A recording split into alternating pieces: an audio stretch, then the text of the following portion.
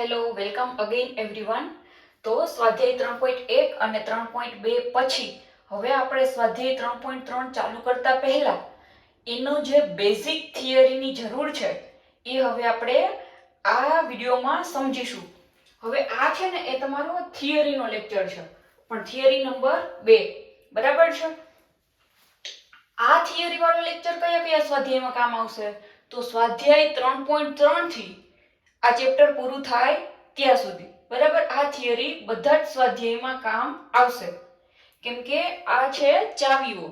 એટલે ચાવીઓથી શું થશે કે તમને ફટાફટ ખબર પડશે કોનો ભાગ કોની સાથે ચાલે, ભાગાકાર કઈ રીતે સરળતાથી કરી શકાય, બરાબર. તો ચાવીઓ સમજવા માટે સૌથી પહેલા આપણે 10 ની ચાવી ચાલુ કરીએ. ચાલો, 10 ની ચાવી શું કહે છે? જે સંખ્યાનો એકમનો અંક 0 હોય તેને 10 વડે ભાગી શકાય. એટલે આપણે એક્ઝામ્પલ તરીકે કોઈ પણ સંખ્યા લઈએ, ધારો કે 10 લઉં, 100 લઉં, બરાબર, 120 લઉં, 530 લઉં.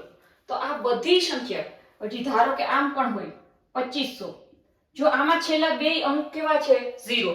પણ આપણે કોણ જોવાનું? એકમનો. એકમનો અંક શૂન્ય છે એટલે આને 10 વડે ભાગી શકાય. ઈ ફાઇનલ થઈ ગયું, બરાબર. ચાલો, તમે હવે આનો ટ્રાય કરો તો મને કહેજો, કમેન્ટમાં જવાબ આપજો કે આ સંખ્યાને ભાગી શકાય કે ના ભાગી શકાય. આ સંખ્યાને, આ ત્રણ સંખ્યાને 10 વડે ભાગી શકાય કે નહીં એ તમારે મને કહેવાનું છે. હાલો, હવે કોણ આવી? 5 ની ચાવી. 5 ની ચાવી શું કહે છે? જે સંખ્યાનો એકમનો અંક 5 અથવા તો 0 હોય, એકમનો અંક જોવાનો, ખાલી કોઈ પણ સંખ્યાનો એકમનો અંક જોઈ લો. 5 છે કે 0 છે? હા, 5 છે તો એને 5 વડે ભાગી શકાય. એકમનો અંક 0 છે તો એને 5 વડે ભાગી શકાય. જેમ કે અહીંયા જુઓ, ધારો કે છે 305, તો આમાં એકમનો અંક કેટલો છે? 5, તો આ સંખ્યાને 5 વડે ભાગી શકાય. ધારો કે 335, તો આનો એકમનો અંક 5 છે, હા, તો આને 5 વડે ભાગી શકાય. ચાલો, 420, આનો એકમનો અંક 0 છે, હા, તો એને 5 વડે ભાગી શકાય. આપણે શું જોવાનું છે? એકમનો અંક કેટલો હોવો જોઈએ? 0 અથવા તો 5, બેમાંથી કાંઈ પણ અંક હોય તો ચાલે, એના સિવાયનો કોઈ અંક હોય તો ચાલે નહીં. ચાલો, તો મને આનો જવાબ આપજો. તો આની ટ્રાય કરજો. તો 305, 500 અને 4. ચાલો, આની ટ્રાય કરીને મને કમેન્ટમાં જવાબ કહેજો કે આની ચાવી, 5 ની ચાવી આમાં લાગુ પડશે કે નહીં. ચાલો, હવે 2 ની ચાવી. તો 2 ની ચાવીમાં શું જોવાનું? એકમનો કેવો હોવો જોઈએ? બેકી સંખ્યા. કોઈ પણ બેકી સંખ્યા હોય અથવા 0 હોય, 2, 4, 6 ને 8 આ બધી બેકી સંખ્યા, અથવા તો 0 કોઈ પણ સંખ્યાનો એકમનો, તો એને 2 વડે ભાગી શકાય. જેમ કે તમે જુઓ તો 544, 632, 18, 16. ચાલો, આ તો ડાયરેક્ટ આવડે ને. આનો એકમનો અંક શું છે? 8, હા, તો એનો 2 વડે ભાગાલે, હા, 2 9 18. આનો એકમનો અંક શું છે? 6, 2 વડે ભાગાલે, 2 8 16, હા, ચાલશે. ચાલો, તો હવે આની ટ્રાય કરજો. તો અને જો 0 હોય, જેમ કે 10 હોય, 10 હોય તો 2 5 10, ચાલે ને ભાગ? હા, તો ચાલો હવે આની ટ્રાય કરજો. તો મને કહો તો 503, 520, આ બે આંકડાની ટ્રાય કરી મને કહેજો કે આનો ભાગ 2 વડે ચાલે કે નહીં. ચાલો, હવે આવી 3 ની ચાવી. જો હવે બધી ચાવીમાં એવું ના હોય કે આ સંખ્યાનો એકમનો અંક આ હોય તો એનો ભાગ આ વડે ચાલે. એકમના અંક ઉપરથી દરેકનો ભાગ આના વડે ચાલશે કે નહીં એ નક્કી થઈ શકે નહીં. તો એના માટે આપણી પાસે બીજો રસ્તો છે. શું બીજો રસ્તો છે? જો કોઈ સંખ્યા હોય ને, જેમ કે 18, તો આનું શું કરવાનું? આપણે સરવાળું 1 + 8, તો કેટલા આવ્યા? 9. તો 9 ભાગ્યા 3 કરો તો થાય 9 3 તેરી 9, તો 3 આવ્યો જવાબ. હા, તો આ સંખ્યાનો સરવાળો કર્યો, અલગ અલગ અંકો કરી અને એનો સરવાળો કર્યો અને જે જવાબ આવ્યો એ જવાબને જો તમે 3 વડે ભાગી શકો તો આ આખી સંખ્યાને 3 વડે ભાગી શકો. જુઓ તો 18 નો 18 ભાગ્યા 3 કરો તો આવે કેટલા તેરી 18? 6 તેરી 18, હા, તો આ જો આંકડાના સરવાળાને 3 વડે ભાગી શકો તો એ આખી સંખ્યાને 3 વડે ભાગી શકો. બરાબર છે?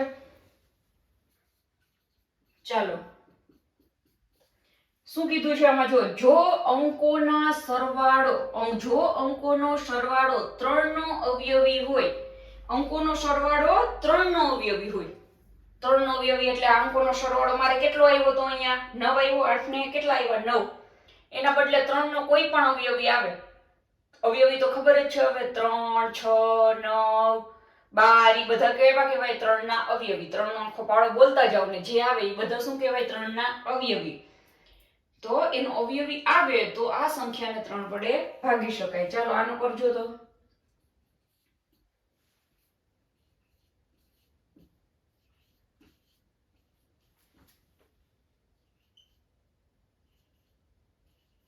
ચાલો આ ચારેય સંખ્યાનો ટ્રાય કરો કે એ 3 ની ચાવી એમાં લાગુ પડશે કે નહીં, અને પછી ફટાફટ મને કમેન્ટ બોક્સમાં એનો જવાબ આપો. ચાલો હવે જોઈ લઈએ આપણે 9 ની ચાવી. બરાબર? 9 ની ચાવી શું કહેવા માંગે છે? કોઈ સંખ્યાના અંકોના સરવાળાને 9 વડે ભાગી શકાય તો તે સંખ્યાને 9 વડે ભાગી શકાય. તો આપણે અહીંયા 2-3 એક્ઝામ્પલ લીધા છે. બરાબર? ધારો કે 27. ચાલો 27 નો સરવાળો કરો તો શું થશે?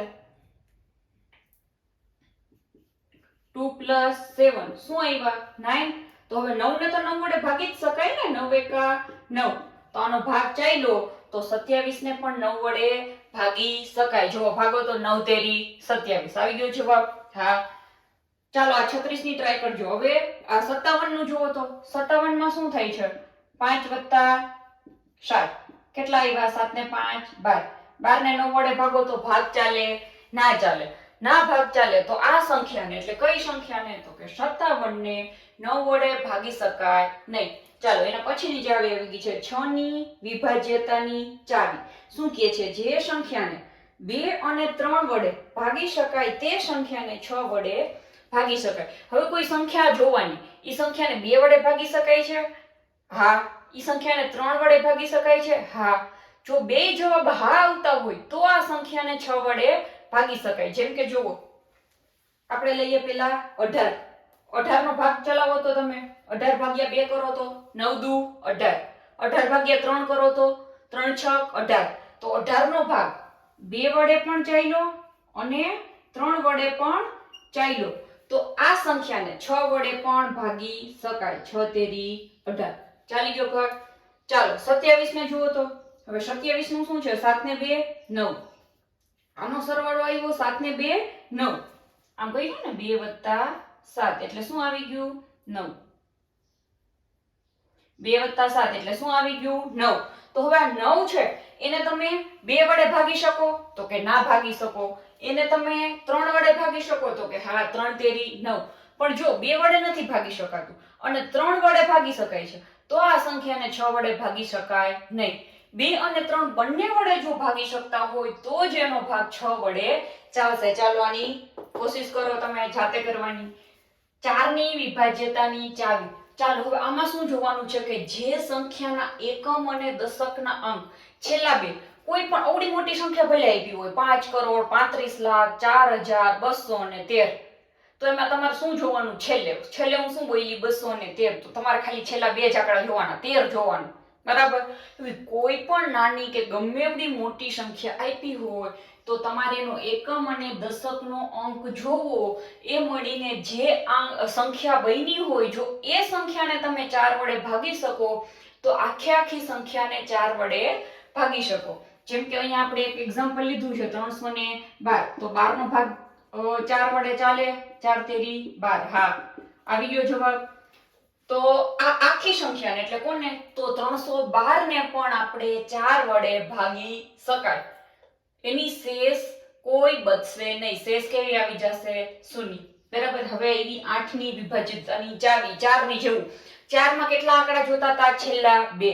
8 માં કેટલા આંકડા જોવાના? છેલ્લા 3. 8 ની ચાવી આવે ત્યારે છેલ્લા એકમ, દશક અને 100 ત્રણેય સંખ્યાથી મળીને, ત્રણેય આંકડાથી મળીને જે સંખ્યા બને છે એ સંખ્યાને જો 3 વડે ભાગી શકો તો તમે એ સંખ્યાને જો તમે 8 વડે ભાગી શકો તો તમે આખી સંખ્યાને 8 વડે ભાગી શકો. જેમ કે અહીંયા 9216 આપ્યા છે, તો ચાલો તો આપણે 216 ભાગ્યા 8 કરીએ. 8 એકુ 8, 8 દુ 16, 8 તેરી 24, તો કેટલાય ભાગ હશે? આ બે આંકડા જોવાના, 8 દુ 16, 16 છે ને, અને આ છે કેટલા આંકડા? એક સંખ્યા કઈ? 21. 16 હતા 8 દુ 16, 17, 18, 19, 20 ને 21. કેટલા બચ્યા? 5. 5 અને 6 56. 8 સત્તુ 56. તો આનો જવાબ કેટલો આવ્યો? 27. ભાગ ચાલ્યો તો કે હા 216 ને 8 વડે ભાગો તો કેટલા જવાબ આવ્યા? 27. તો આ આખી સંખ્યાને એટલે કે 9216 ને હું 8 વડે ભાગી શકું. બરાબર, આની ટ્રાય કરો. ચાલો બધામાં થોડુંક ટ્રાય જે આપ્યું છે બધામાં, એ બધાને તમારે કોશિશ કરવાની છે. હવે આના પછી એક ચાવી બાકી રહી છે આપણી પાસે, 11 ની ચાવી.